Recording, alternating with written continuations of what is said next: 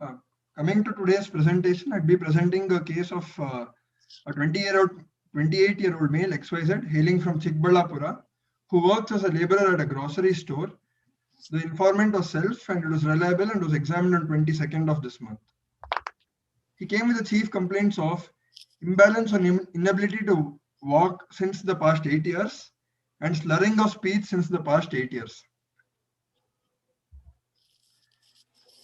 The patient was a right-handed individual who was apparently normal and asymptomatic, performing his daily work and was carrying about 20 liters of water can at work, during which he noticed imbalance while walking, which was insidious in onset, gradually progressive, initially noticed on the right side,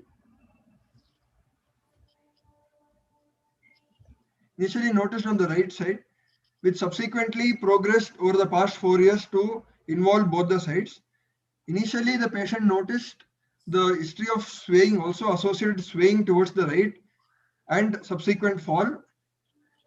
During that episode, patient had no history of trauma, post-falls, no history of loss of consciousness, otorrhea or rhinorrhea, or any claudication, pain or stiffening of limbs.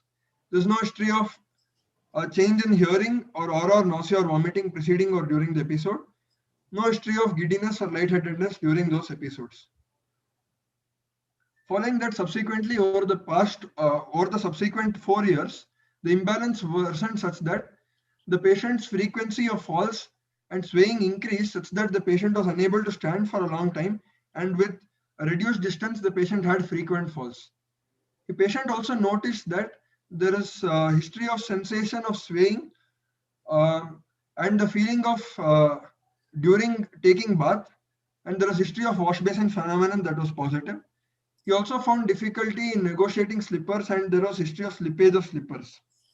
There is no history of associated root pain, paresthesia, low backache, neck pain or stiffness. Over the subsequent next 2 to 3 years, the patient found difficulty in reaching objects and clumsiness of movements while performing daily activities. He was able to mix food and take food into his mouth using the hands.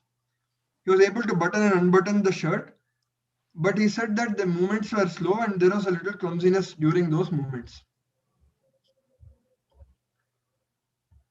There's no history of difficulty in getting up from squatting position or rolling over the bed. No history of difficulty in reaching objects overhead, but during this movement, he found some disturbance or difficulty in the smoothness of the movement.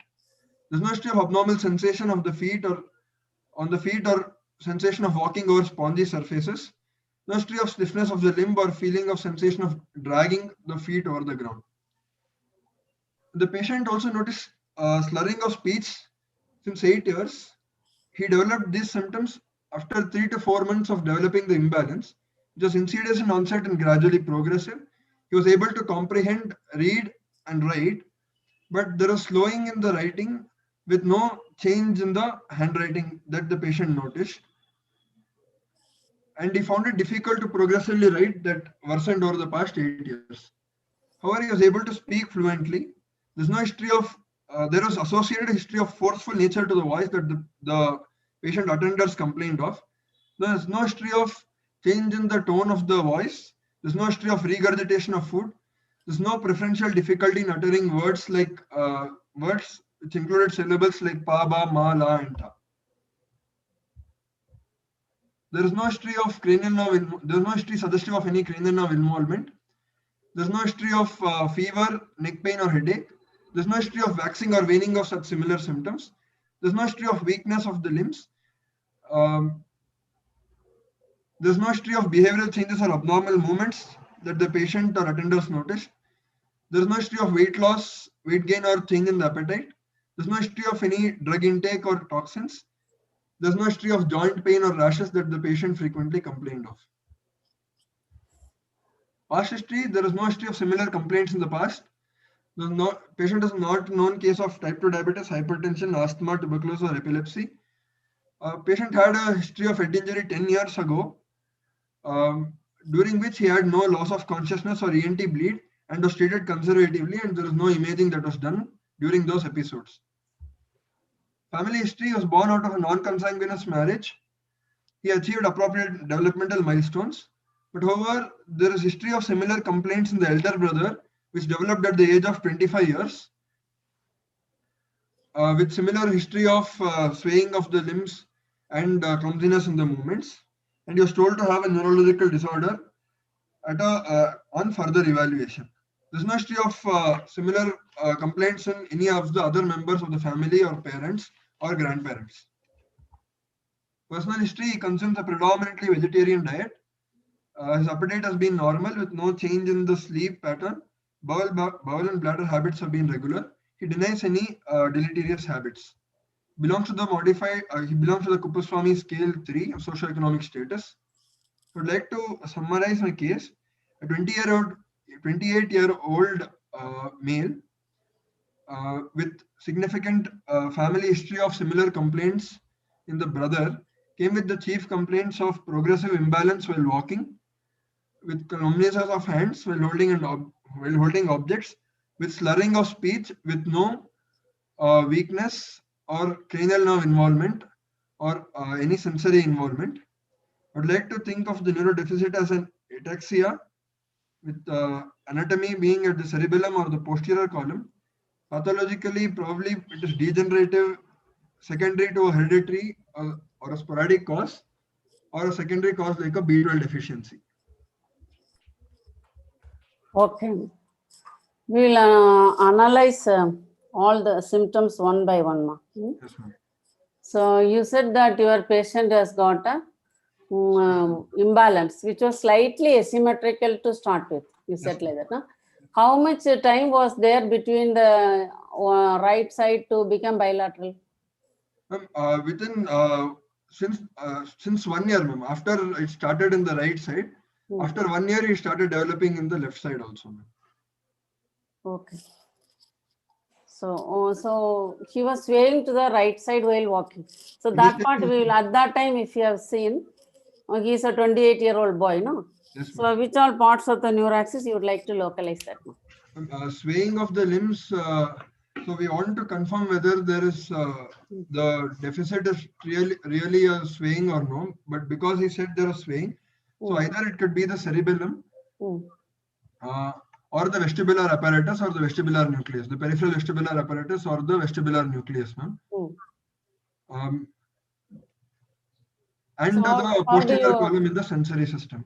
Okay. So if you take any ataxia, we always say whether it is a cerebellar ataxia, vestibular ataxia, or sensory ataxia. Sensory ataxia, yes, ma'am. And when it is unilateral, it is very unlikely to be sensory ataxia. Yes, if it is unilateral to start with, then your DDs may be slightly different, but with a family history, that might become a soft sign. Still, we will consider it is unilateral to start with. So, and the history is, for the sake of everyone, we have done it before, I think. Would you like to quickly differentiate vestibular, cerebellar, and sensory ataxia? Yes, ma'am. Coming to sensory ataxia, usually there is a wash basin phenomenon that may be present. And the symptoms worsen on closure of the eyes, and the subjective feeling of the giddiness or swaying is more than the objective sensation. There may not be any peripheral signs like nausea, vomiting that may be accompanying it. There may be no nystagmus or central sign that may be present. And classically, the side-to-side swaying or swaying and falling, that is not seen in sensory ataxia. Sensory ataxia, the gait will be bizarre, because they do not know how much is the floor. So they may lift too much, walk very bizarre. When they come down, they are very cautious. No? That kind of thing, rather than it will be a swaying. But in your patient, he was swaying. So sensory becomes less likely at that point of time. Later you told wash basin is there, that will come to. So it looks more like a cerebellar or vestibular. No? Among those two, which one you would like to select? I would like to think of cerebellar, ma'am. Why, ma'am? Cerebellar or a central vestibular. If you take a peripheral vestibular, there may be associated nausea or vomiting that may be more, with associated changes in the hearing. Deafness may be present, or fullness of the ear or ringing sensations. And also patient may say he feels better with the affected ear being on top. So these symptoms were not. So if it is peripheral vestibular, you can have other features of labyrinthine apparatus involvement, like ENT symptoms, as you told, and patient may be having comfort when the affected ear up, and it is a severe vomiting and vertigo, and you will have a nystagmus with a slow component to the side of pathology. If it is peripheral vestibular. If it is central vestibular, the labyrinthine symptoms will not be there. There will be no side of preference, but they will have vertigo. Lying to one side does not remove the symptoms. Central vestibular, that is the pontomedullary junction where the vestibular nucleus is situated. But they will have vertigo. Then they have, when you check the nystagmus, unlike the peripheral vestibular where the slow component is towards the side of lesion and there is latency, fatigability and adaptability, peripheral. Whereas in central, there is no slow component to the side of pathology. Instead, the nystagmus may be slow, purely downbeat or purely upbeat or purely rotary, and it does not have any latency, fatigability or adaptability, because latency, fatigability and adaptability is due to inertia of motion in the fluid column. That is there in the labyrinth. So that is not applicable to the nucleus. So nuclear thing, there is no labyrinthine symptoms. Vertigo will be there. No slow component towards any side. Instead, it may be purely vertical, purely horizontal or purely rotary. And there may be associated brainstem features. And nystagmus has no fatigability, no latency and no adaptability. And in the peripheral nystagmus, the nystagmus will be amplified by removing the fixation. How do we remove the fixation? We give a command to the patient while we engage him in any other activity. Always we have a tendency to fixate on something because of the vestibular gain. You see, both the vestibular structures are having a gain of 1. So I will be fixed on something so that it is having a station without oscillation. If you want to remove that fixation, you have to remove the acuity. When there is an acuity, anything in front of you want to see and you will fix. So what is used is a 10 diopter lens, which is called Frenzel's glasses. Frenzel's glasses. So you give the Frenzel's glass, which is a 10 diopter lens. When that lens is put, fixation will be removed, and removal of fixation will amplify the nystagmus in peripheral nystagmus. Whereas in central nystagmus, with or without fixation, because it has nothing to do with the periphery, nothing to do with the fixation. So central nystagmus will not be altered by removal of fixation. It remains the same. So absence of side of preference, no latency, no fatigability or adaptability, and Frenzel's glass does not make any change. Those are the features of, and purely horizontal or rotary. That is central nystagmus. So these things will favor peripheral vestibular, central. What will be cerebellar? Cerebellar, there may be usually associated with side to side swaying predominantly. There may be cerebellar swaying can be three. One, it can come from the paleo-cerebellum. Second, it can come from the flocculonodular lobe or archicerebellum.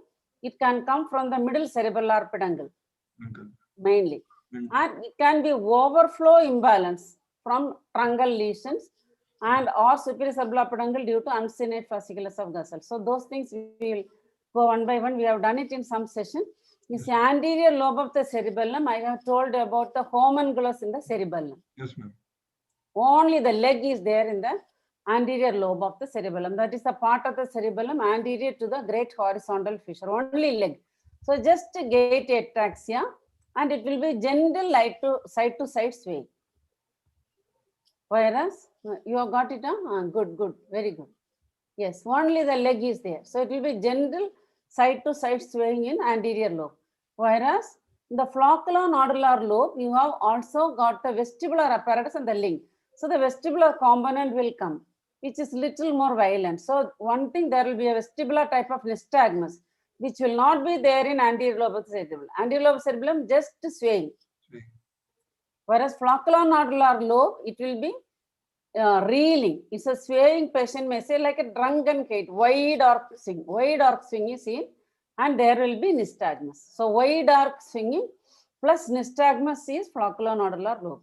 And inferior cerebellar peduncle almost resembles the flocculonodular lobe. Very difficult to differentiate unless you have, if all the features are like a brainstem, and just because there is a reeling gait, you need not put it into the cerebellum. That is how you differentiate inferior cerebellar peduncle from flocculonodular lobe.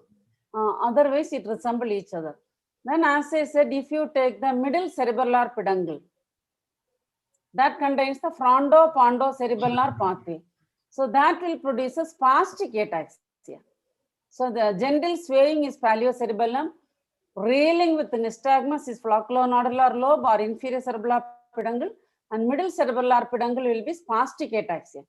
And vermis will be nystagmus, head nodding, plus truncal ataxia, and the truncal ataxia may overflow into the limb. So trunk will be the most affected one, and that can overflow into the leg and the leg may shake. But what will be striking will be the trunk and head nod. Then you can have some periodic alternating nystagmus, all those things can happen. Then if you take the superior cerebellar peduncle, it is upper limb ataxia because it contains the olivo-dentato-rubro-thalamocortical pathway. That is mainly a cuneo-cerebellar fiber.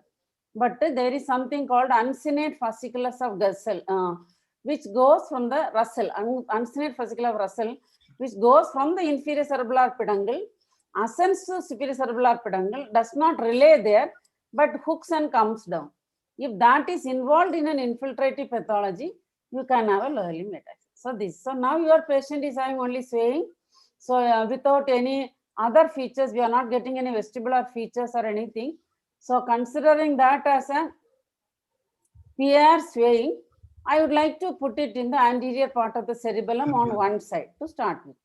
So he is a 28-year-old young man. We'll forget the family history. Yes, so a young man presenting with a unilateral swaying. What are all the possibilities you'll consider? Unilateral. We are thinking it's unilateral. May not be. Maybe he did not knew because family history is there. No? If it is unilateral, what are the possibilities you'll think in a young man? First possibility.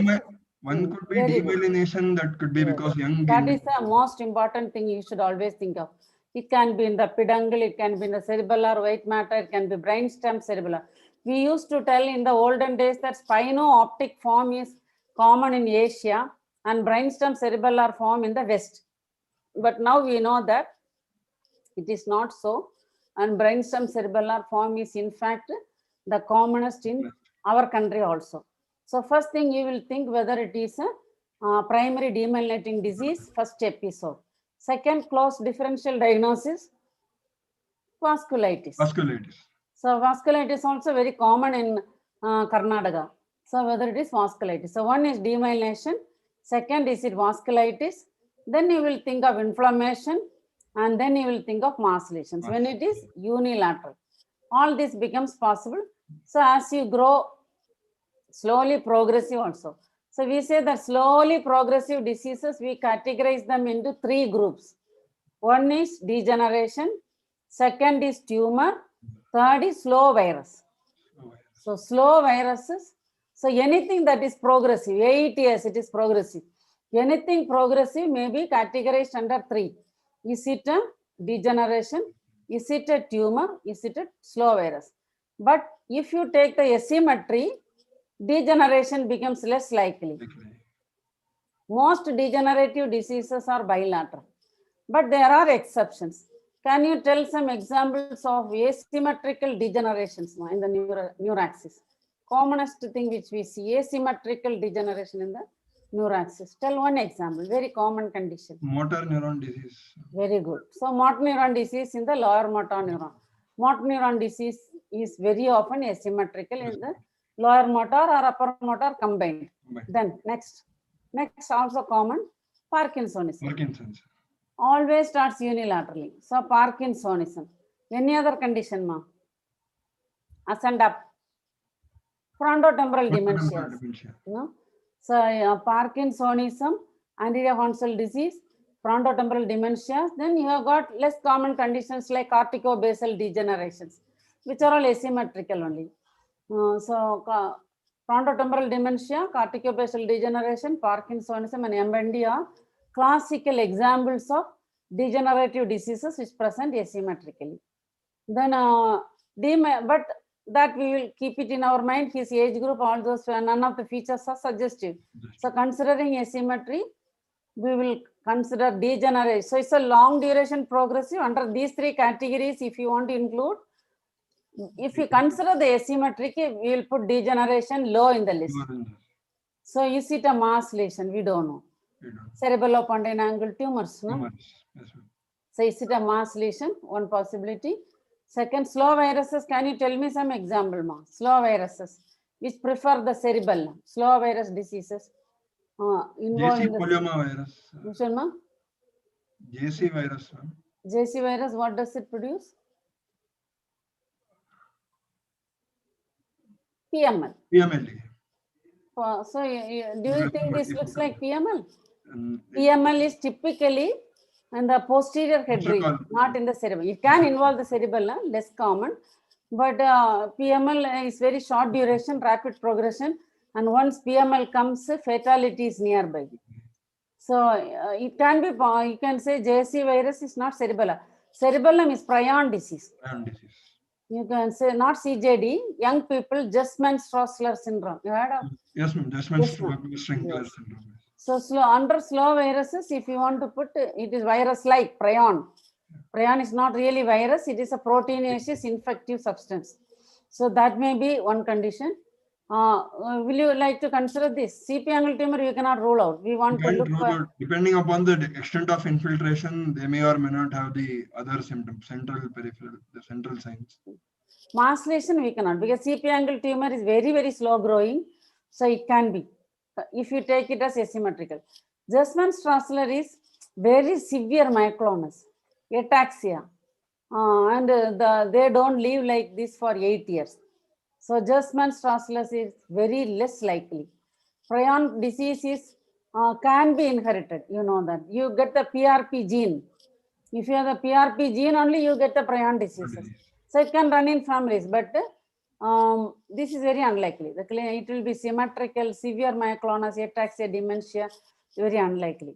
So among the tumors, CP angle, we will keep it as a possibility. Second, we will not consider any slow viruses. We will consider degeneration as a last possibility, considering the family history, and soon it became bilateral. According to patient, it became 1 year, but whether it is really 1 year, we said that 2 to 3 months of difference is not considered as asymmetric, but 1 year we don't know. So that is one group. Second, considering is young age, demyelination, you said very correct. And if any demyelinating disease, it is going on like this, what kind of demyelination disease will consider? Primary demyelination. Primary progressive sclerosis. Yes. So what are all the types of primary demyelination? Not by using the other parameters. I am telling the bedside parameters. Relapsing remitting. Relapsing remitting. Progressive remitting. Then relapsing remitting going into progressive course. And progressive one going into relapse. So among all this, if it was steadily progressing, you can say, I would like to still think of a treatable disease for my patient. Is it a progressive demyelination? Because he never had an episode, he never had a relapse. So is it a progressive demyelination? So demyelination is a possibility, keeping asymmetry as a serious matter. And if it is demyelination, it will come under the progressive type of demyelination. Vasculitis, would you like to consider what kind of vasculitis, ma'am? Usually vasculitis, there may associated other features that may be present. What are all the usual associated other features? Like headache. Headache, seizures, deafness. But whereas blindness is more in demyelination, deafness is more in vasculitis. Vasculitis may be having systemic features, you see.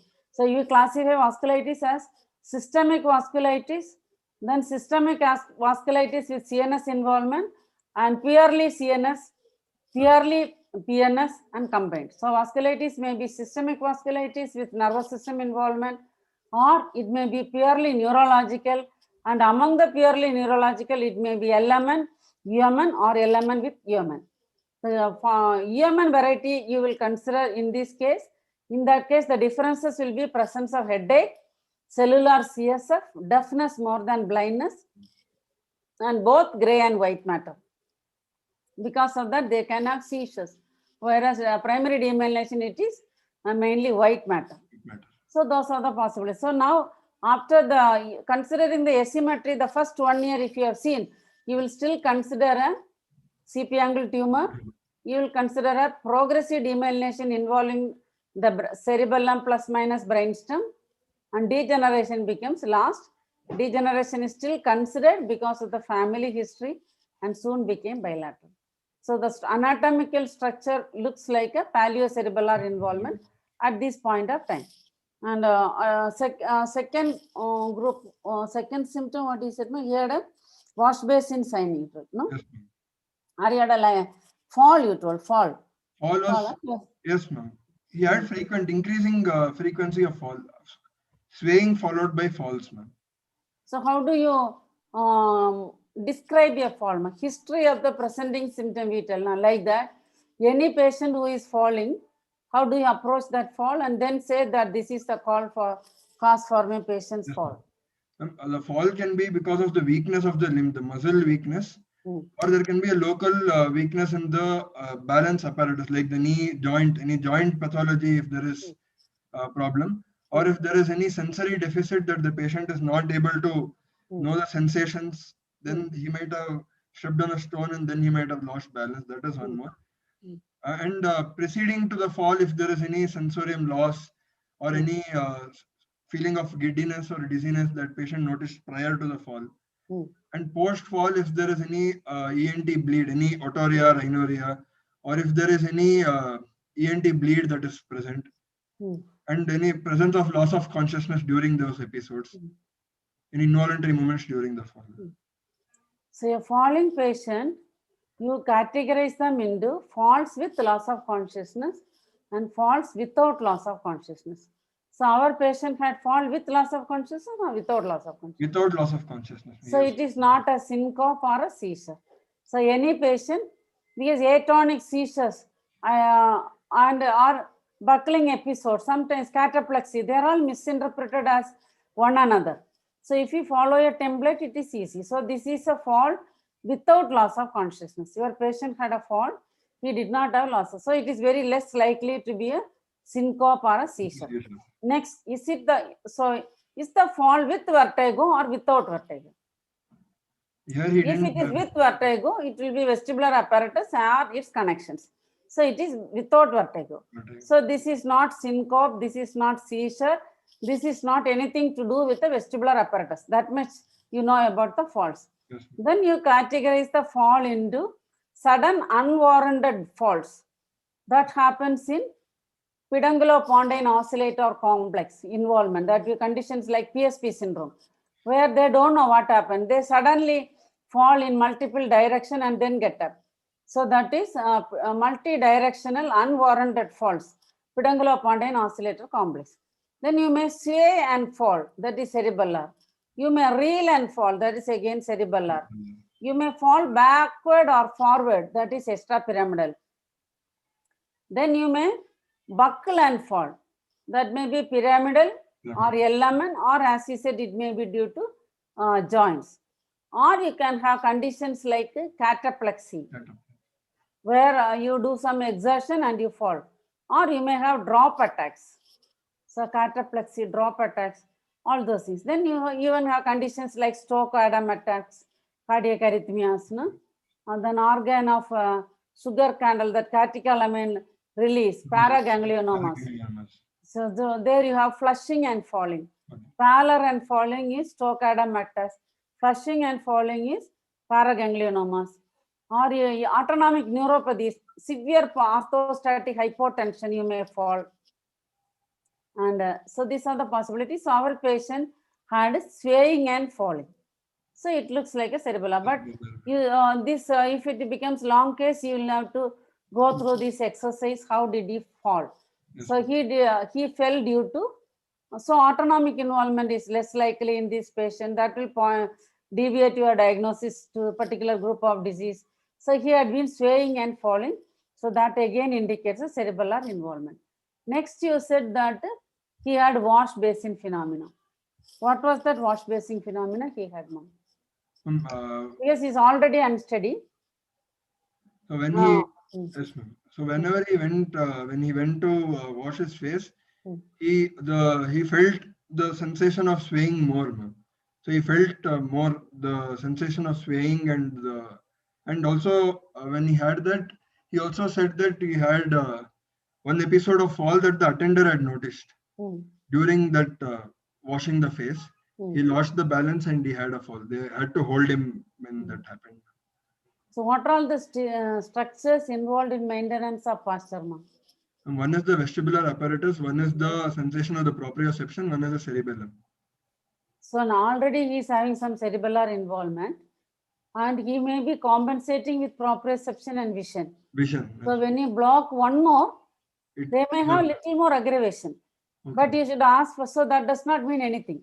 Yes, among the three, compensating with two and knocked off one more, he will definitely become more. Okay. But was it very severe? Was it noticeable? In the absence of cerebellum, it will be very easy. In the absence of cerebellar signs, wash basin sign, you definitely know it is proprioceptive. So when there is cerebellar sign, to commit it as proprioception, you should have other evidences like a stamping gait and other posterior column features which were really, he was staggering in the darkness. All those things are there. We will add proprioception. If it is not there, we will keep it as a soft sign to be examined. So cerebellum is very definite.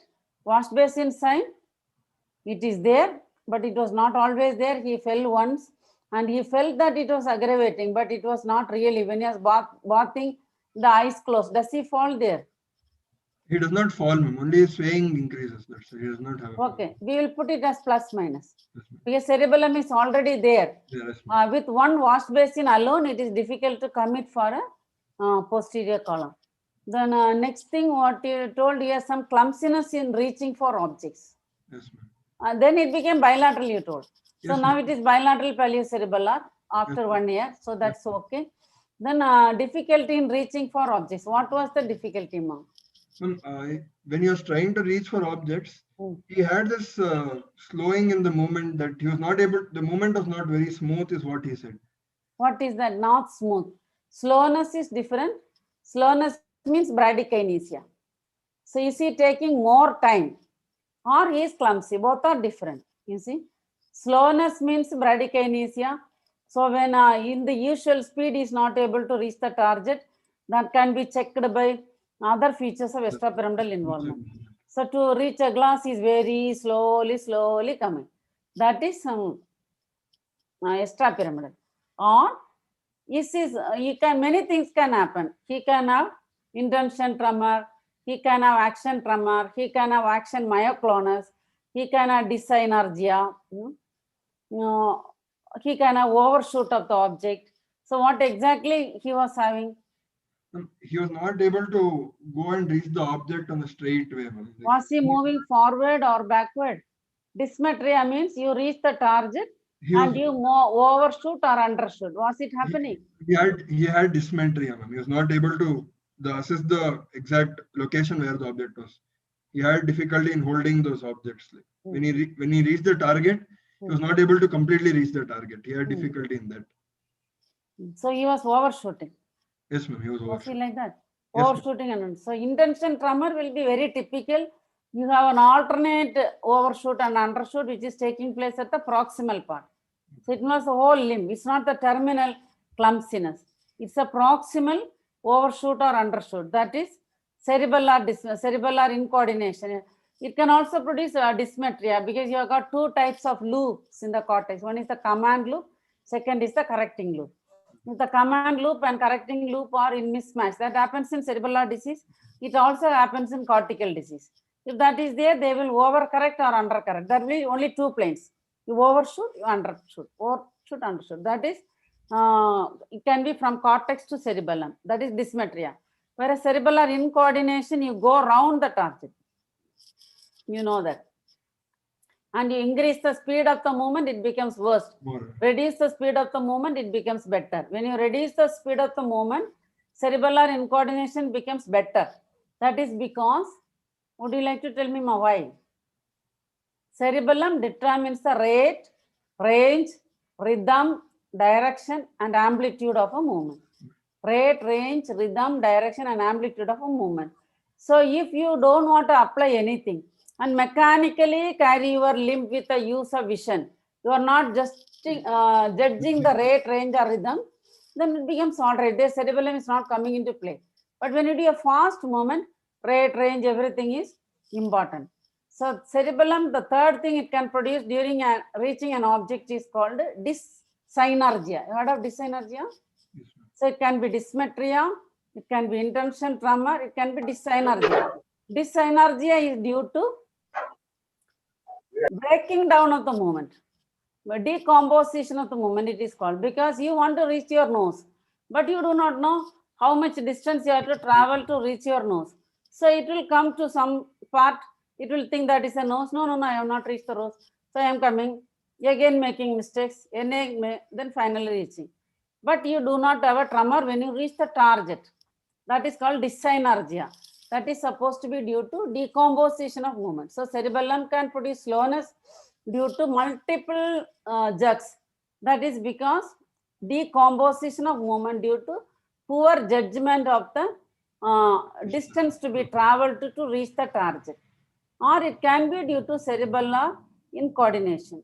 Or it can be due to dysmetria or dysmetria of either over or under correction. That happens from cortex to the cerebellum.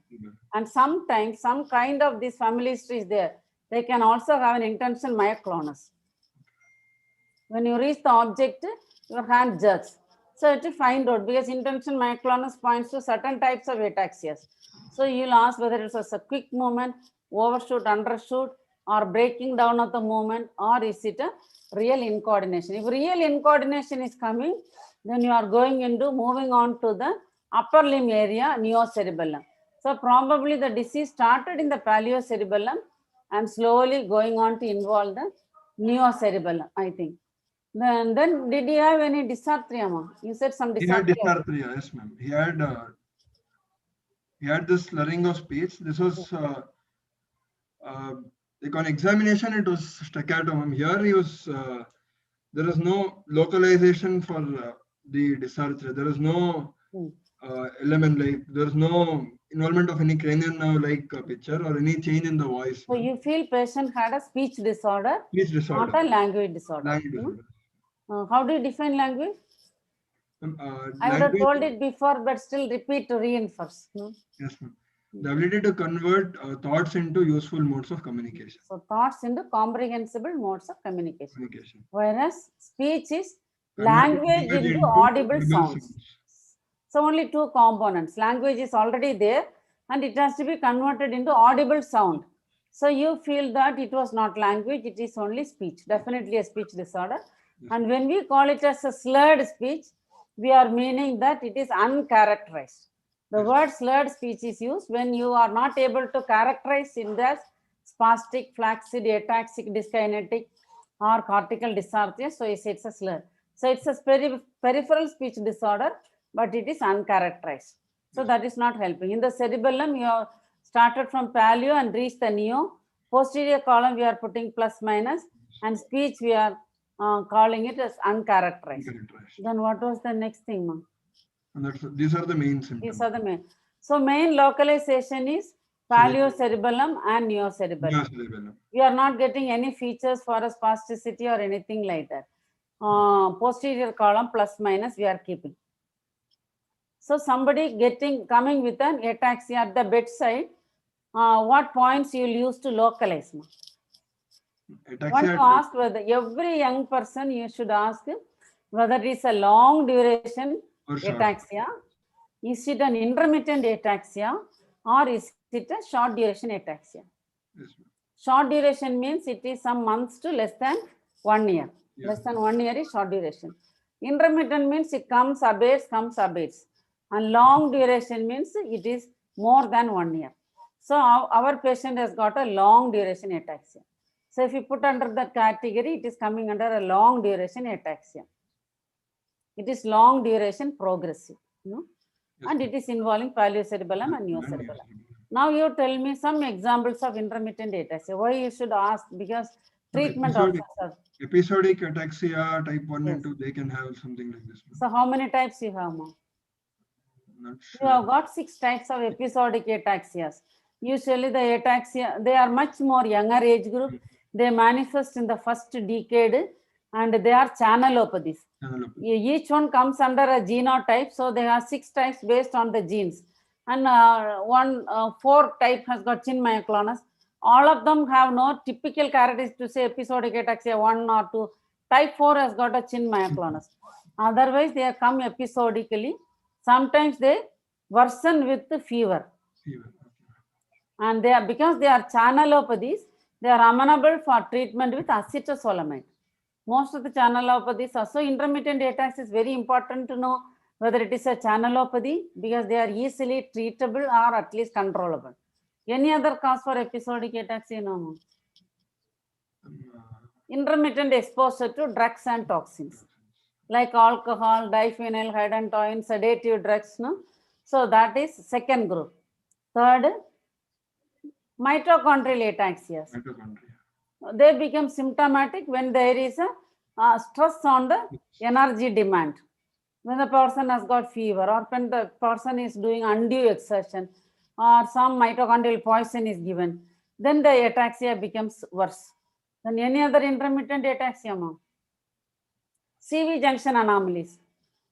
Craniovertebral junction anomalies can present with intermittent ataxia. Or you can have arteriovenous malformations. We steal. By stealing blood from the posterior circulation, they can present with intermittent ataxia. Then you have got neurometabolic disorders. Generally, most of the inborn errors of metabolism are related to protein metabolism. So when you have, they are otherwise called refeeding ataxias. Suppose you have febrile illness and you are lost a lot of weight, the parents feed a lot, then the child becomes ataxic. So neurometabolic disorders which are well compensated, decompensate following systemic illness or refeeding ataxias. After overfeeding, they become ataxic. So, and then again subside and go down once your metabolic demand on that particular product of metabolism is not there. So that is, then you have got classical inborn errors like heart nub. Is there any peripheral clue for heart nub, ma'am? Hyperpigmentation. Yes, pellagra like rash. So if you have pellagra like rash and you have got intermittent ataxia, it becomes heart nub. Then you have got urea cycle anomalies, urea cycle abnormalities. Urea cycle abnormalities, they will have repeated vomiting because the hyperammonia, whenever the proteins are put, the ammonia is not broken down into urea. So the ammonia is very high in their blood and that high ammonia will produce severe vomiting. So heart nub, urea cycle abnormalities, branched chain amino acid ureas, they have peculiar urine odor. So you'll ask whether the person has got any abnormal odor to the body fluids. Ammonia will produce a mousy or misty odor in the mouth, and intermittent branched chain amino acid ureas produce a odor in the urine. Then pyruvate decarboxylase, that is a type of Leach disease, mitochondrial. So these are the various causes for intermittent ataxia. So you have got a progressive ataxia, you have got an intermittent ataxia, and short duration ataxias are vascular, traumatic, or demyelination. So our patient is having a long duration ataxia. And another interesting I would have told about children autobrewery syndrome. You heard of autobrewery syndrome? Yes, body, the lactate, it produces its own alcohol. Alcohol. Sometimes even hypothyroidism can present with intermittent ataxia, hypothyroidism. Okay. So now our patient is not having a short duration ataxia. He is not having an intermittent ataxia. He is having a long duration ataxia. Yeah? Yes. Then there is so many classifications are there. And the latest classification is genetic, but we can use the modified Greenfield's classification. Very useful at the bedside. Modified Greenfield's classification. They are called as Pierley spinal, spinocerebellar, brainstem cerebellar, and cerebellar cortical. So purely spinal, spinocerebellar, brainstem cerebellar, cerebellar cortical. So when we are going to examine, we look for these features. Purely spinal, they are ataxias due to involvement of which part of the spinal cord gives rise to the spinocerebellar pathways? Dorsal column. That is posterior column, no, sensory. I am asking about the spinocerebellar tracts are there, no, in the spinal cord. Yes, ma'am. So they arise from which structure in the spinal cord? Clock's column. C-L-A-R-K. Clock's column. Fourth. Yes. So that spinocerebellar pathways arise from the Clock's column. They are very subtle. But so purely spinal means purely spinal ataxia is a gentle swaying, usually manifest during fast activities or during turns, and invariably accompanied by other spinal cord features, never dysarthria, never eye signs. So they will have posterior column. Our patient has posterior column or not, we want to know. You see posterior column, corticospinal tract with element of ataxia as an accompanying, without eye signs, without speech, that is purely spinal. Under purely spinal, you have got hereditary spastic ataxias, then tropical spastic ataxias, and you have got acquired ataxias like purely spinal form of MS. You have got subacute combined degeneration of the cord. You have got Sjogren's disease, which can present due to cord infarctions, spinal AV malformations. They all come under purely spinal. Inherited will be tropical spastic ataxia, HSP plus syndrome, and hereditary spastic ataxias. That is HSP, tropical spastic ataxia, cassava related syndrome, HTLV1 myelopathy, and acquired conditions like Sjogren, progressive MS, dural AV fistulas. They are all purely spinal. So subtle ataxia in the company of dominant other features. So our patient is not suffering from a purely spinal form of ataxia. Second, brain spinocerebellar. Patient has got definite cerebellar features like dysarthria, nystagmus, finger-nose incoordination. So you cannot say that it is a Clock's column degeneration. Clock's column will not produce dysarthria. It will not produce nystagmus. So it is not Clock's column. You have to implicate the cerebellum. But in addition, you are having spasticity, you are having posterior column. So you have to invoke the spinal cord. Under that, you have got two categories. So purely spinal, I said that it is hereditary spastic and acquired conditions. Then you come to the spinocerebellar. Spinal cord features are there, cerebellar features are there. That is the Greenfield's type 2, spinocerebellar. They are classified into Friedreich's type and non-Friedreich's type. Friedreich's type, you know, you have to consider our patient is having a recessive ataxia. So is it coming under a Friedreich's type? So Friedreich's type will have early onset. Usually the age of onset is before the age of 10. There are late onset Friedreich, but the classical one is early onset before the age of 10 years. And they have skeletal abnormalities. They have cardiac involvement. They have pigmented degeneration of the retina. They can have deafness and they have areflexia. So, is it Friedreich? So, somebody is having both spinal cord features as well as cerebellar features. Spinal cord features in the form of posterior column or corticospinal tract or both. Plus dysarthria and nystagmus. Those things you cannot explain by the Clock's column. Then you call it as a spinocerebellar, spinal cord and cerebellum. That Friedreich's versus non-Friedreich's. Friedreich's, as I said, skeletal abnormality, cardiac involvement, areflexia. The non-Friedreich's is usually they are not having the skeletal abnormality. They start late. They may be spastic. Reflexes may be exaggerated. Under that, the classical one is the Charlie-Wachs-Sigani syndrome, which we call, RSACS it is called, recessive Charlie-Wachs-Sigani type of ataxia. Under that, you have got spasticity. So unlike the Friedreich's, there is no areflexia, but there is exaggerated reflex. And they have other features of posture. There is no skeletal anomaly, no cardiac involvement. No cardiac, no skeletal, but spastic ataxia. So that is Friedreich's or non-Friedreich's. Then you come to brainstem cerebellar. That means this group of patients will not have posterior column, will not have pyramidal features, but brainstem, no? So they will have eye signs, slow eye movement. Because of the brainstem involvement, PPRF, oculomotor supranuclear fibers, so they will have slow eye movement or varying type of eye movements, but no spasticity, no posterior column. That comes under, and then they can have red nucleus. It is in the midbrain. So a patient may have rubral tremor.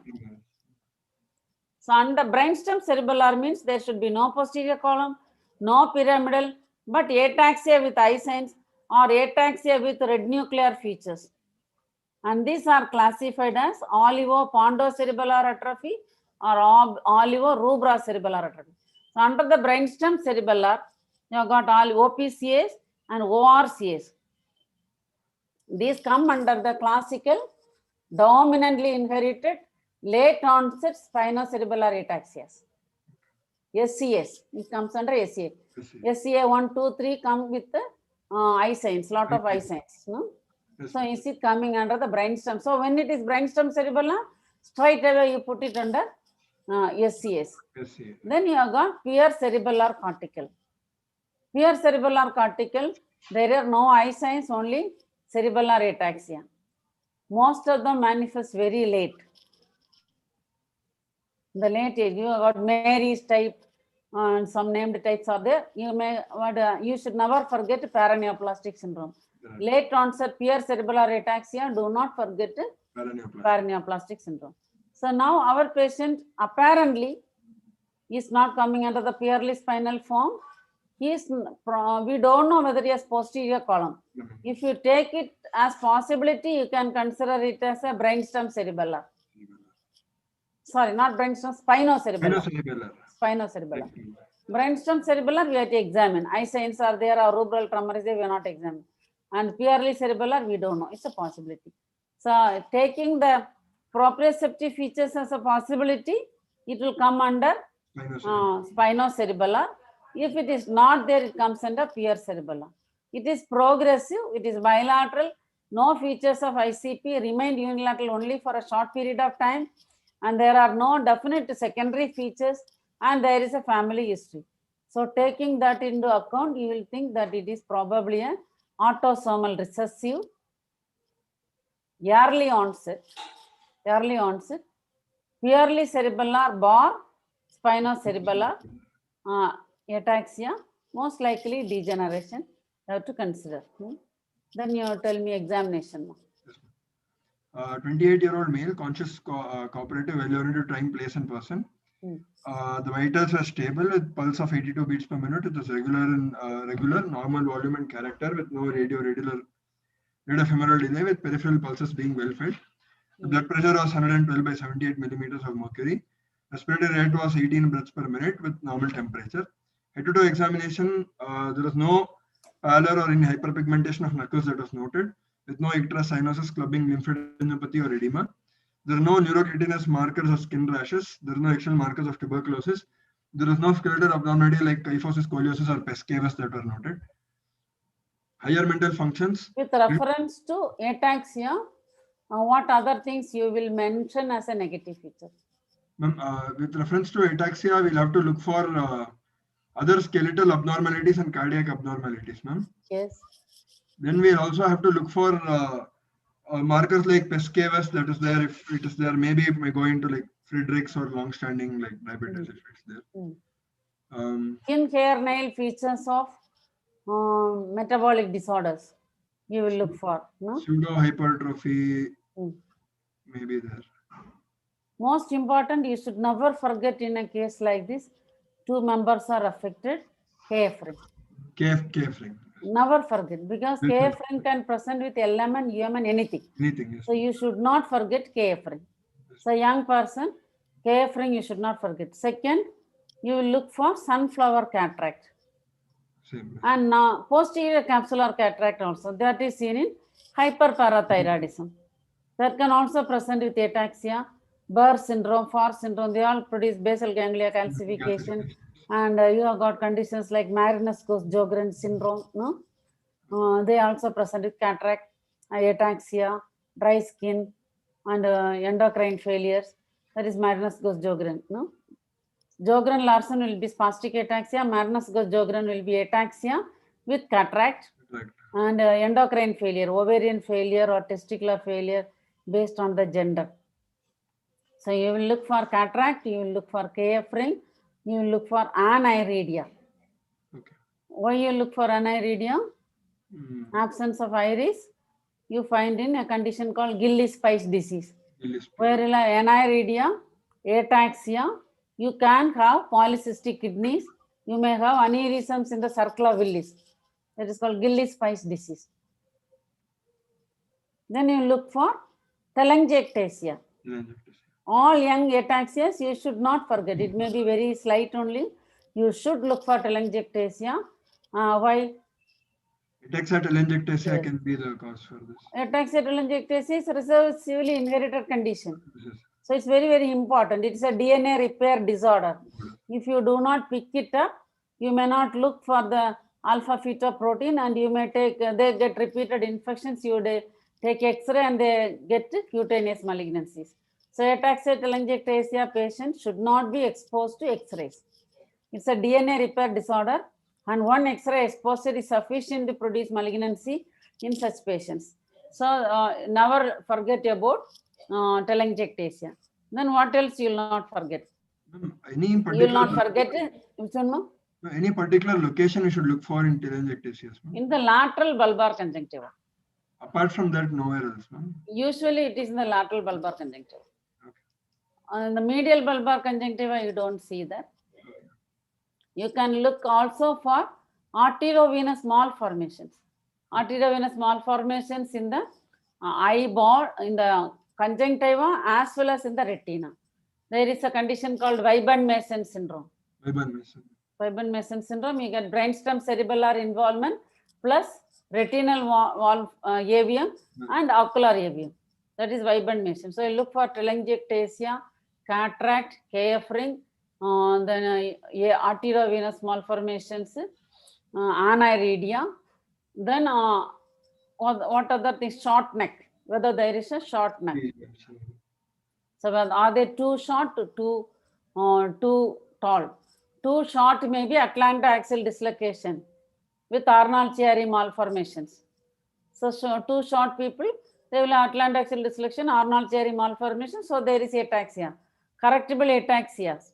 We have seen patients who are missed very late and they come with the tongue and everything gone, and it is an atlantoaxial dislocation. Very unfortunate. You can treat those patients if you diagnose them early. So never forget to look at the neck length, look for features of Arnold-Chiari malformation. Then K-Fiole spots, various neurocutaneous markers. No, cerebellopontine angle tumors, we thought it is very unlikely, but if you have a central von Reckling-Hossen's disease, you can have bilateral CP angle tumor. So when it started in one side and went on to the other side, it is very much possible, but usually the earlier sign is tinnitus and then it is deafness. Those things are not there, but not for this case. Always remember all these things. So, treatable conditions we should always look for. No? And mitochondrial ataxias also you should not forget. Then you should look for features of vasculitis, which can present with ataxia. We thought in this case as a possibility like cutaneous or systemic features. Okay. Well, you can young onset. You can also consider ataxic presentation of pantothenate kinase deficiency. Yes, the neurodegeneration is brain iron accumulation. It can present in a wide spectrum of disorders: cerebellar disease, ataxia, psychosis, seizures. All these are manifestations. Then in a young person, Westball variant of Huntington's disease. Westball variant need not present with chorea. Westball variant young onset, it present with rigidity ataxia, but it is dominant. Here it is recessive. So the KF ring never forget. You should not forget KF ring. You should not forget telangiectasia. Next. Then coming to the higher mental functions, patient was conscious, alert, and cooperative. His appearance and behavior is normal. He is well learned to time, place, and person with normal attention span and language. Speech, the alphabets were widely spaced with forceful occurrence, which is also called as a staccato speech. Memory was normal. The intelligence and you have a staccato speech. Yes, ma'am. Explosive. Explosive. Okay. Memory, intelligence, and lobar functions were normal. Coming to the what specific thing you will think in a patient with ataxia? Can cerebellum affect cognition? Can affect. What is the statement made about cognitive functions in cerebellum? It is said that just like the way cerebellum affects, you say yes, the Parkinsonism non-motor features. Parkinsonism, as far as we know, it's a motor disorder. But we know there are non-motor features like psychosis, sleep reducer, sleep RBD, so many things are there. Like that, cerebellar is a motor disorder. But so it has got cognitive features. What are all the cognitive features? It is said that like the way the cerebellum affects the rate, range, rhythm, direction, amplitude of a motor activity, it affects the rate, range, rhythm, direction, amplitude of a cognitive activity. It is categorized into 4 groups of syndromes. One is cerebellar cognitive affective syndrome. One, cerebellar cognitive affective. Again, affective component will be mental slowness and poor executive function, difficulty in setting a goal and trying to achieve it. So it looks like a frontal lobe syndrome. So that is group 1, cerebellar cognitive affective syndrome. Second is aphasia and apathy. So they can have aphasia. In the cerebellum, language is situated in the parafloccular region. On the left side, on the right side. So in the hemisphere, it is the left side. The cerebellum, it is the right side. So right parafloccular region is the language area. So you can have aphasia. Aphasia and apathy. Aphasia, apathy syndrome. That is the second group of syndrome. Third group of syndrome is cerebellar mutism. What is cerebellar mutism? It is seen in a typical situation. Supposing there is a medulloblastoma. Soon after the surgery, the child stops speaking. It is said that the midline cerebellum has got extensive connection with the Mary's quadrilateral space. Yes. That's a subcortical language area. So those links get disconnected temporarily. So language schema is not formed. So child remains mute. People will be afraid. What happened? Over a period of 4 to 6 weeks, the child comes out. That typically seen in the surgical condition. So cognitive affective syndrome, aphasia apathy syndrome, cerebellar mutism, and fourth is cerebellum and music. With reference to music, you have got 2 things. One is the ragam, another is the talam. No? So cerebellum affects the talam. So you will make mistakes. A musician starts making mistakes in the timing. So he puts talam and he sings forward or backward. No?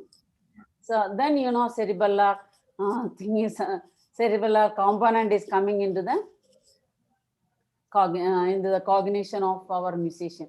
So cerebellar cognitive affective syndrome, aphasia apathy syndrome, cerebellar mutism, and cerebellum and music. These are the 4 categories of cognitive symptoms.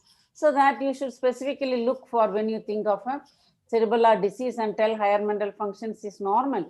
Is he dull? Is he setting goal like before? Is he preparing for his exam in the fixed time? Things like that. Is it happening or not? If it is not happening, we will think it is depression. In fact, it may be due to cerebellar cognitive dysfunction. So So that you should look for. So according to you, cognitive functions are normal. Okay. I didn't look for in so much detail. I didn't look for. No, just I am telling you. Yes. Okay, doesn't matter. No We'll problem. I look just for making time. you get an awareness that cerebellum is not just ataxia and its localization. It is having cerebellum and frontal lobe are the biggest structures in the intracranial compartment. Frontal lobe in the supratentorial compartment and cerebellum in the infratentorial compartment. Both of them have extensive connections, and we consider them as silent with respect to several functions. But there is a statement, McDonald Critchley. He is telling that these structures are eloquent to people who are willing to listen. You see, somebody is sitting dull, okay, this man is lazy, he doesn't want to work, so he is sitting like that. If you think you are not willing to listen to his symptom, that is why we call them as silent areas, because frontal lobe and cerebellar cognitive functions do not produce an obvious paralysis to start with. They present with symptoms which can be attributed to many reasons. So the Critchley told these syndromes are eloquent to people who are willing to listen. So why this man became dull? Is he having an organic disease? Is it always reactive? Why I should think of organic? Should I look for subtle features of organicity? Then you are willing to listen and it becomes eloquent to you. A cerebellar degeneration is starting. So these silent areas are the most vital parts of the neuraxis, because those functions make you into what we are. Our cognition is making us into what we are. So you should be willing to listen, then you will learn.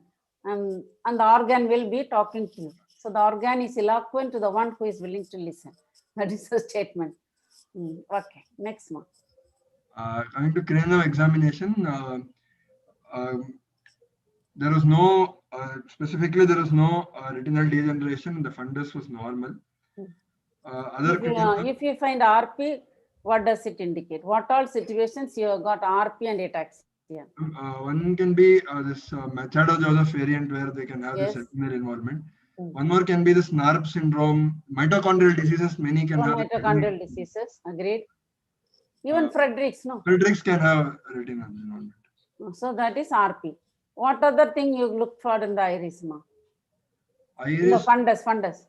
Optic atrophy. Optic atrophy. So metabolic disorders, no, mitochondrial disorders, they all can, demyelinations, they can all produce optic atrophy. So RP is there or not, optic atrophy is there or not, and we thought whether there is a bilateral CP angle tumor.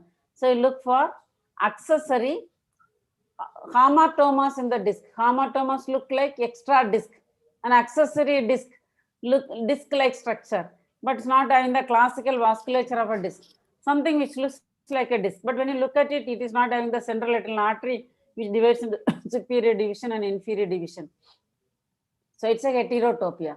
So you look for heterotopias. You look for colobommas in the retina. All this will point to this kind of disorders like von Recklinghausen's.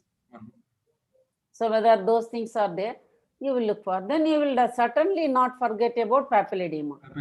So RP, optic atrophy, papilledema, heterotopias, colobommas, and telangiectasias, arteriovenous malformations. All those things you will look for in a patient with cerebellar disease. Then other cranial examination was normal. Eighth nerve, there is air conduction that was more than bone conduction with there is no lateralization. There is gag which was normal, and other cranial nerves are normal. Coming to the motor system. Will you specifically look at the lower cranial nerves? Ma'am, we'll have to look for because there can be. If the lower cranial nerves are involved. Yes, ma'am. What clue you get? It can be part of early MND. It can be there. Okay. Or some tumor, that CP angle tumor that is worsening and it is going into the jugular foramen and all, and it can involve this one. CV junction anomalies. CV junction anomalies. So most important, young man, no? Yes, so CV junction anomalies. Then you can have syringobulbous, yes, Arnold Cherry malformations. M&D and all late, it's not looking like an M&D in this case. So lower crenals, in this case, you look for to know whether my patient is having a CV junction anomaly. With whether it's syringobulbar, Arnold-Chiari malformations, and as you said, posterior fossa tumors. Even though medulloblastomas are much younger, they can come in this age group. So posterior fossa tumors are there or not. So you will look for lower crenal palsy, definitely.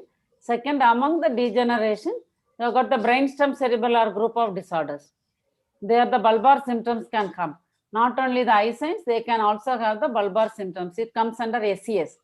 SCA with bulbar symptom comes under one type, type 6 or 7, I think so.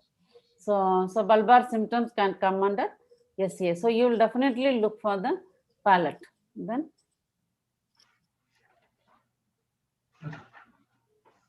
when there is a deafness and ataxia, what do you think?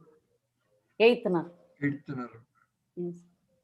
One, you should think of mitochondrial disease. Yes. Second, you will think of vasculitis. Third, you will think of CV junction anomaly. What is the name for the condition where there is deafness with ataxia in CV junction anomaly? It is called Kirchhoff's triad. Kirchhoff's triad. Deafness, basilar invagination with Arnold-Chiari malformation. So deafness, basilar invagination with Arnold-Chiari malformation is called Kirchhoff's triad. Kirchhoff's triad. So they will have deafness, they will have lower cranial nerve involvement due to Arnold-Chiari malformation or basilar invagination. Both of them can pick up the lower cranial nerves. So that all this, we as a young man, we should see whether any treatment options are there or not. Even though you may be 100% sure it is degeneration, you should always keep on looking for possibility for some treatment option. Next. Yes. What else more? Motor system examination was normal. There was no obvious wasting of the muscles that was noted. Tone, I found hypotonia in all 4 limbs, ma'am. As evidenced by? Cerebellar, suspicion of cerebellar involvement. So that how did you decide it is hypotonia? What all points helped you to passive movement? When the patient is there, passive movement of the limb, there was more than 3 oscillations that was there. So absolutely no resistance to passive movement. And muscles look flabby. And when you shake them mechanically, more than 3 movements, and you keep the limb in a particular position like this, spasticity will be obtuse, normal will be right angle, and hypotonia will be acute angle. So many points you might find. By what point you are telling. So you can say there is no resistance at all to passive movement. And when I palpated the muscle is very flabby, and I shook the muscle, it is moving, and I just kept the posture, it is going to acute angle, or whatever you found in your patient. These are the points. What is the name for the hypotonia in cerebellar disease? Name? It's called gamma spasticity. Gamma spasticity. Okay. Why it is called gamma spasticity? Probably because this gamma motor neuron activity is reduced, ma'am. The alpha gamma coactivation, all that is. So alpha is preserved, gamma is impaired. Because of that, patient will have retained reflex. Reflexes are preserved, but tone is reduced. Okay. Whereas in the classical hypotonia of element disease, you have hypotonia with depressed reflex.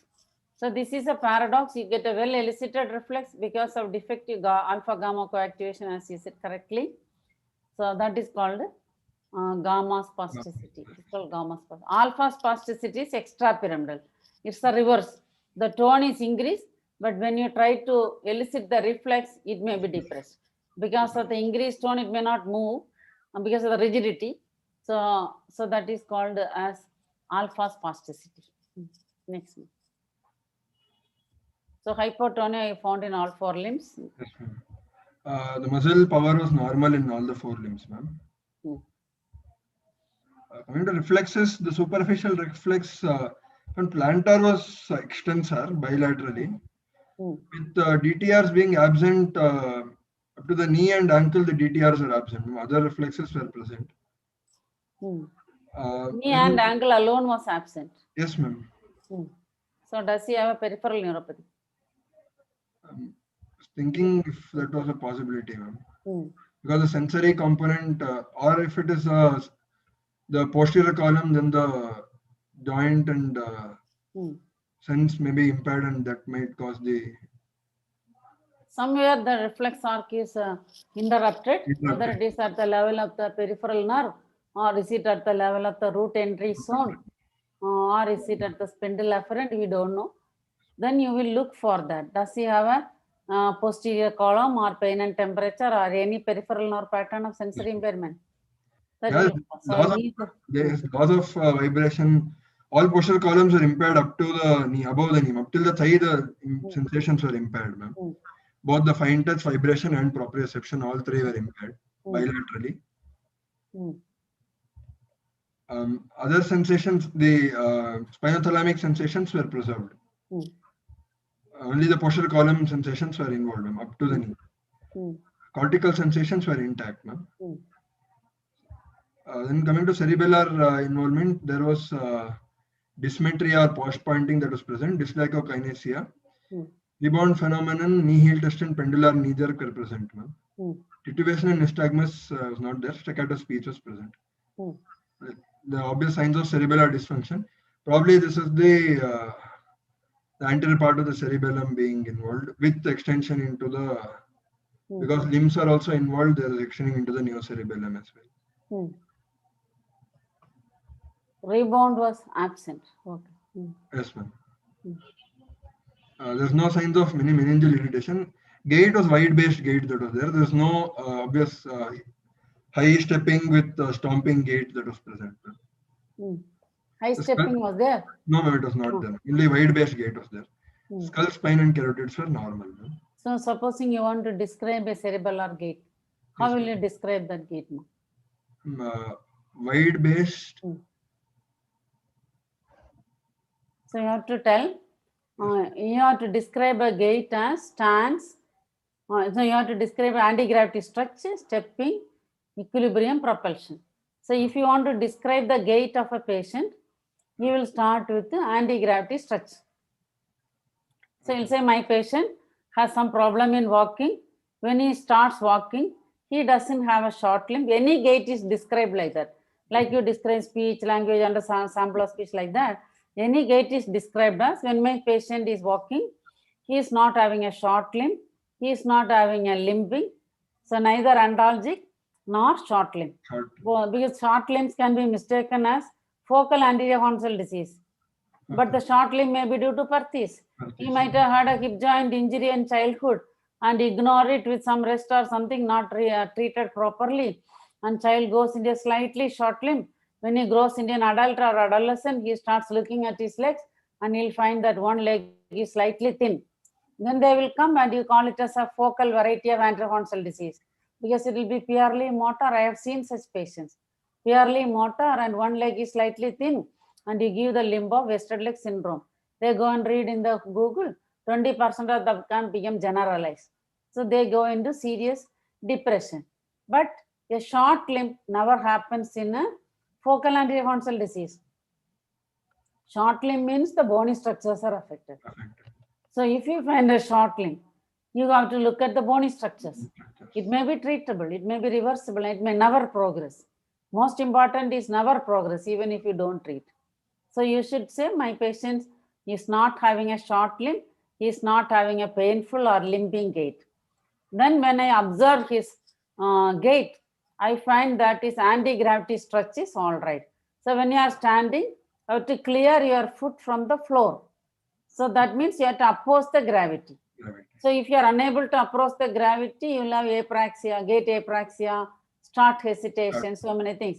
So nothing is there in my patient. Anti-gravity stretch is all right. So next, is he doing alternate flexion and extension? So we don't know whether subtle spasticity is there in this patient.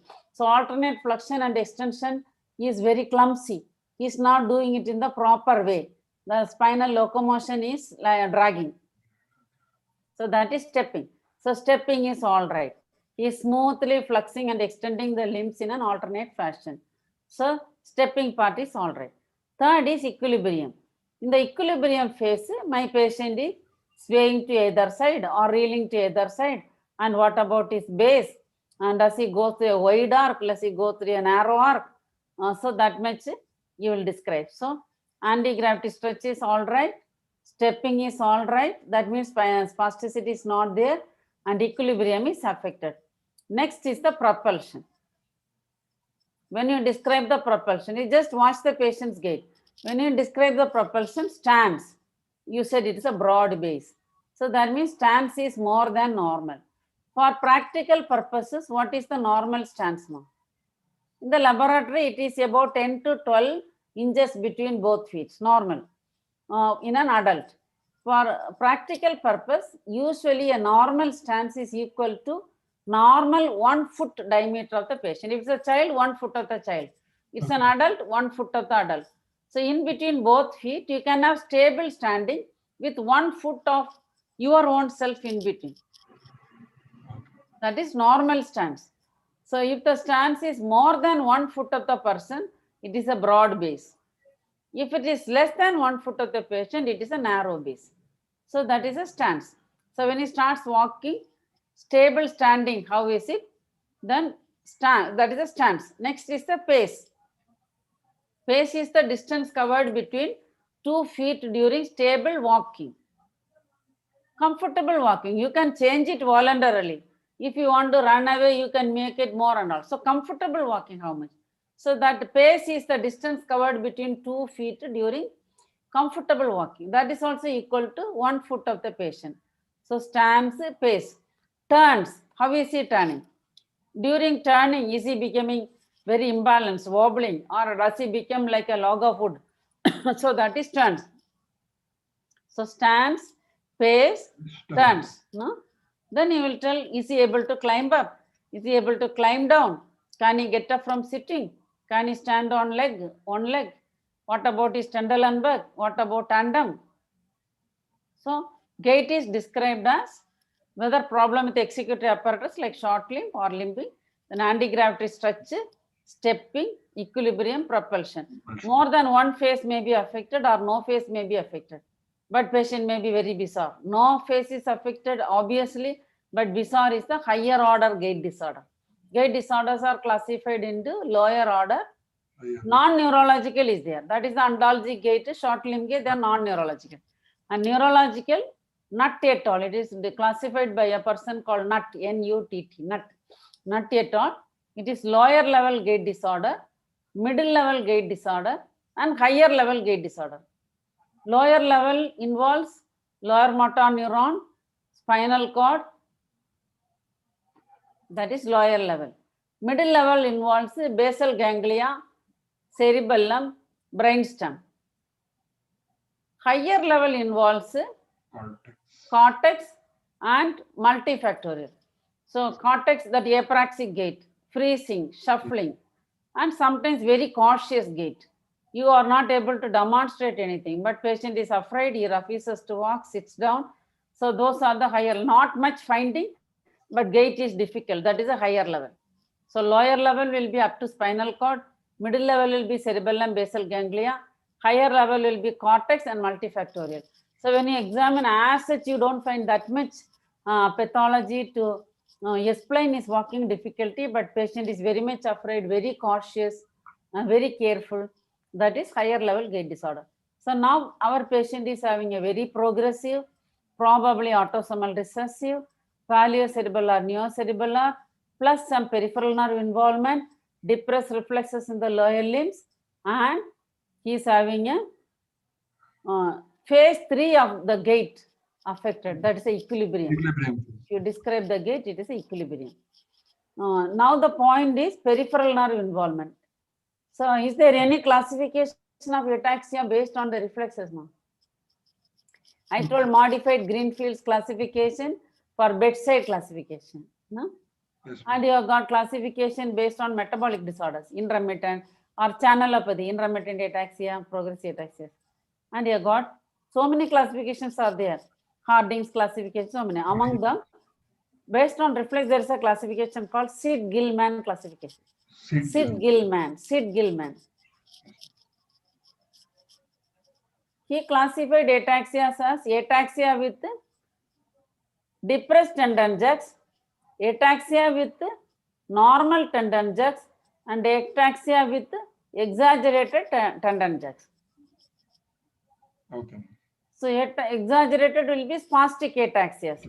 Under that, you have the Charlie-Vax-Igani, spinocerebellar, where the spinal cord is involved, non-Friedreich's type, CV junction anomalies, vasculitis, demyelinations of the progressive spinal cord demyelinations. They all come under exaggerated tendon jugs. Normal tendon jugs come under brainstem cerebellar syndromes, the ACS. And retained tendon jugs come under, among the degeneration, it is Friedreich's ataxia, impaired tendon jugs, depressed tendon jugs. Second, you have got acquired conditions like vitamin E deficiency, or you may have Basin convex disease. So acanthocytosis, neuronal, so this neuroacanthocytosis. So you will get depressed reflexes in vitamin E deficiency syndromes, Basin convex disease, neuroacanthocytosis, and Friedreich's ataxia. Okay. So our patient is having depressed tendon jug, and there is a family history. So some variant form of Friedreich's, late onset Friedreich's, you will have to consider as a serious possibility, considering the depressed tendon jugs. Always ask for features of malabsorption. So fat malabsorption is seen in vitamin E deficiency, both acquired and inherited. You have got an inherited vitamin E responsive ataxia. That is a vitamin E responsive ataxia, where you give megavitamin therapy with a very high dose of vitamin E. That also will show fat malabsorption. And you can have acquired vitamin E deficiency due to real malabsorption, where the fat soluble vitamin does not get absorbed. So it can be due to absorption problem. Patient has got a fatty diarrhea for a long period, and he goes into an acquired vitamin E deficiency. Or you have got the vitamin E responsive ataxia. That also has got GIT symptoms. Then you have got neuroacanthocytosis. They will have peripheral neuropathy plus self-mutilation. So they have ataxia, peripheral neuropathy, and tendency to self-mutilate. So if there is a tendency to beat their body parts and injure or bite their lips, hit their head, so self-mutilation tendency is there, it is neuroacanthocytosis, mainly oromandibular. So they may be biting their lips and tongue, cheeks, all those things. Some kind of perioral dyskinesias can be there. So now our patient's DD becomes very narrow. Is it a Friedreich's ataxia variant form? Because we did not find any skeletal anomaly. We did not find any retinal anomaly. We did not find any cardiac anomaly. But you have got a late onset Friedreich's ataxia. You have got Friedreich's ataxia with retained tendon jugs also. So that is based on looking at the deficiency of fractaxin. Clinical phenotype, we used to tell onset before the age of 10. Skeletal anomaly, RP, pes cavus, and obstructive, hypertrophic obstructive cardiomyopathy. But later people found by looking at fractaxin that it can present with a wide spectrum. So you can have little late onset, skeletal anomaly may be absent, cardiac involvement need not be there, but fractaxin will be deficient. So that is the variant forms of Friedreich's ataxia. So first possibility, considering the recessive nature, is it a variant form of Friedreich's ataxia? That's first possibility. And being treatable, I will always look for vitamin E responsive. They will have RP and fatty malabsorption. So is it a vitamin E deficient or vitamin E responsive? Both. And you can have acquired ataxia of nutritional vasculitic, where the peripheral and the spinal cord and the cerebellum gets involved. This becomes the next order of differential diagnosis. So what investigations you did? So I put it as Friedreich. SCA you will not consider because it is late onset and dominant. SCAs are usually late onset and it is dominant. All of them are dominant, and the early onset ones are the recessive ataxias. So Friedrichs is a variant form of Friedrichs is the first possibility. You are correct. No? Okay. What investigations you don't know? MRI did. MRI, I couldn't get the report, ma'am. Patient, he didn't get the report. He said they have told it is it runs in the family and it can't be cured. That's what the patient said. So what you will expect if it is Friedrich's ataxia? If it's Friedrich's, You will expect a normal cerebellum. cerebellum normal. So in paradox to the ataxia that the patient is having, cerebellum may not show obvious cerebellar atrophy. Instead, upper brainstem and spinal cord may show atrophy. That's a classical appearance in spinocerebellar ataxia.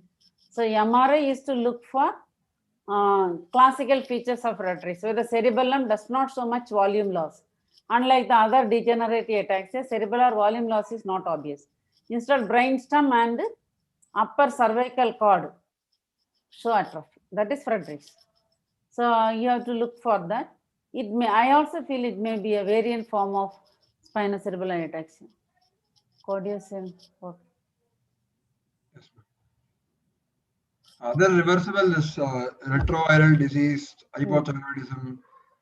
The secondary causes we didn't find, ma'am. Wilson's. Always look for, but the duration is too long for those kind of hypothyroidism and other things to remain dormant with their primary illness manifestation. Primary illness related manifestations would have become obvious by 8 years. That is not there. But CV junctions can go on like that, because you can have Arnold theory with a no short neck. So it may be a pure Arnold theory. We have seen people who have been labeled degenerative and they come with an atrophic tongue due to medullary involvement, and then also it can also happen like that, it's labeled, and finally it becomes a treatable ataxia. Very much I have seen with the CV junction anomaly. So that you should not forget. And other treatable causes, Wilson's you should not forget, because whatever may be the manifestation, wide spectrum from muscle disease to spinal cord to joints to cerebellum, basal ganglia, cognition, seizures, encephalopathy, anything can happen. So Wilson's, you should investigate even though you did not find a KF ring. You have got excretion of proline and hydroxyproline in the urine of patients with Wilson's disease. Because of that, they can have muscle wasting, joint changes, some peripheral nerve changes, though it is rare, can happen. Because it has got a treatment option, you should look for that. So other thyroidism you did not find, HIV you did not find, we are not expecting also. CVJ, not the soft tissue variety. The bony variety of CVJ will have a phenotypic correlate. It will have a short neck. You didn't have a short neck. So is it a soft tissue variety of CVJ anomaly? That is Arnold tonsillar herniation. That we will specifically look for. Then you will look for metabolic disorders. Then what else more? That's all. One doubt, ma'am. How to tell short neck, ma'am? Any like very. No, short neck means you have got that ratio, no, height neck ratio. Okay. But what is the point where we should take, ma'am? No, you have to take at the inion to C7 vertebra. Okay. And you measure the height and make the ratio. Okay. If it's more than 13, it's... Then we all 13.6. No? Then we tell the hairline also. Okay. Normally, hairline can come up to C3. If a hairline is coming below C4, you can consider short neck. That hairline means root of the hair. Okay. The tip of the hair depends on the length of the hair. So not that root of the hair. Below C4 is a short neck. Okay. Anything, any other doubt, ma'am? So I also feel I will call it as probably a Friedrichs variant. Okay. You have to look for acanthocytes in the peripheral smear. That happens not only in neuroacanthocytosis, it also happens in vitamin E deficiency.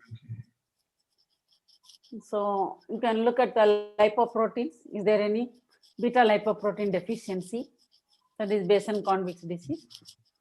Copper, ceruloplasmin, calcium, imaging.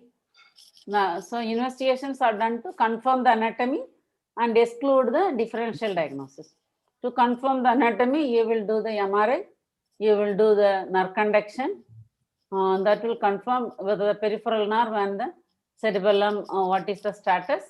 Then to do the exclude the differential diagnosis by looking at the copper, ceruloplasmin, calcium. Then you will look. You can do the genetics and frataxin, all those if you think, but it is up to you and your patient's efficiency in making that economics. Some people will tell, I want the diagnosis confirmed. But any tool for such investigation, ma'am, like frataxin and all testing? It can be tested. The medgenome people do it, no? Those people do it, but I think it is 30,000 rupees or something. In what way you are going to help, we don't know. People say that even that Friedreich's ataxia is a mitochondrial energy deprived state only. So people have tried mitochondrial cocktail, and to protect the heart, people have used some neurotransmitters, and taurine is supposed to be used to protect the heart, but how practical it will be in our patients, we don't know. Only thing, if you find a cardiomyopathy, we can treat it. That part of the symptomatology can be treated, so the life can be a little more prolonged. People use amantadine, vitamin E, antioxidants, mitochondrial cocktail. All those things are used in trial fashion, even in degenerative ataxia. But I have not found much benefit in my experience, but people still use because you have nothing else to give. And you have to do the gait training, specific gait training that will definitely help in balancing. Like that. Any other doubt, no? One person asked, why hypotonia is there in cerebellar involvement?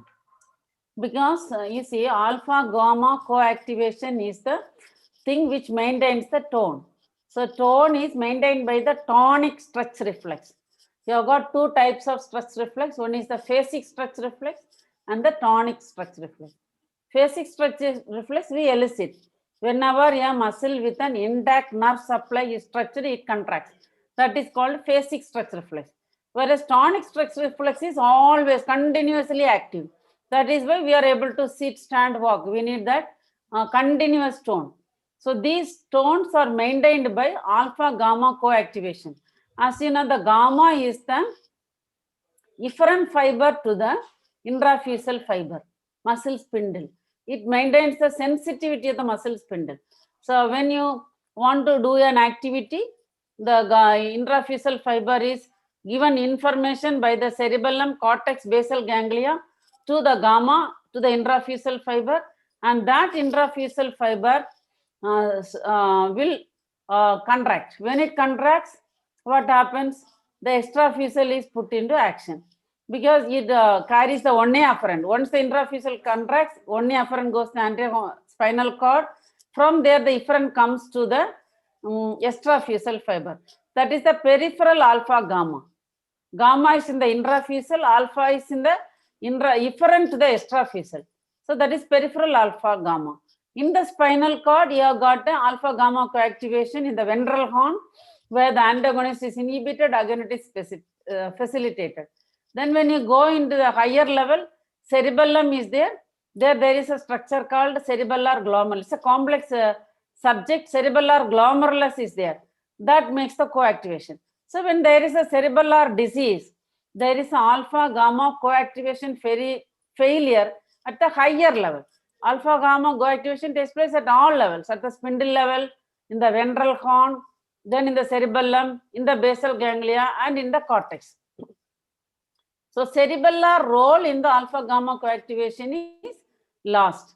So in favor of alpha and suppression of gamma. Gamma motor system is the most important structure, one of the most important structure in tonic stretch. So because the gamma motor system becomes less efficient, tone is reduced. But alpha motor system is not affected. So stress reflex is preserved. So hypertonia in cerebellar disease, why does it happen? You can tell that it is because of failure of alpha gamma coactivation role of the cerebellar glomerulus in tonic stress reflex. So tonic stress reflex is maintained by several structures, of which one is cerebellum. So cerebellar alpha gamma coactivation failure. Second, some of the manifestations of hypotonia like pendular knee jerk. Is a pendular knee jerk is to and fro oscillation. That is called, for that there is a phenomena called checking reflex. So when you do the knee jerk, there's a forward movement, then there's a backward movement, but you don't want to injure your limb. So there is an antagonistic control. You see, you have got a agonist activation and antagonist inhibition. So that antagonistic control failure happens. That is mainly by the nucleus emboliformis in the cerebellum. So each part of the cerebellum has got unique functions. So emboliform nucleus and its efferents prevent the antagonist inhibition. So when the antagonist is not inhibited, one of the manifestations of hypertonia, so forward swing and the backward swing become equal because the antagonist is not inhibited. So that is another manifestation of hypertonia. So you can say two answers. One is the tonic stretch, the role of cerebellum through the cerebellar glomerulus in the tonic stretch becomes impaired. That results in hypertonia. Second, nucleus emboliformis and its efferents have an antagonist control, so that antagonist remains stiff during an antagonist is inhibited. It doesn't just fly move. Agonist is activated, antagonist is inhibited. Both are put into some kind of action. Whereas this antagonist inhibition is not there. So antagonist just lies down like that. So it moves in the plane of the antagonist also, resulting in reduced resistance to movement. So these are the two explanations. Any other question now?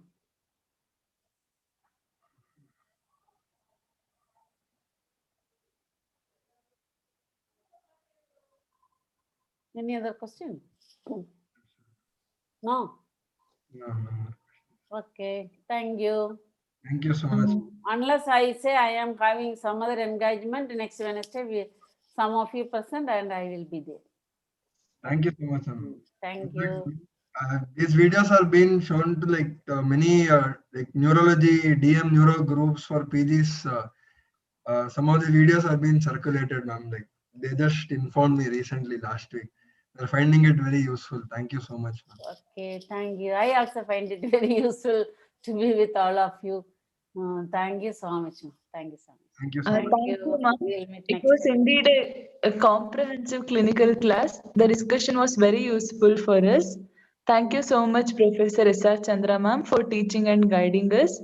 We are ever grateful to you. Need your blessings, guidance, and support throughout.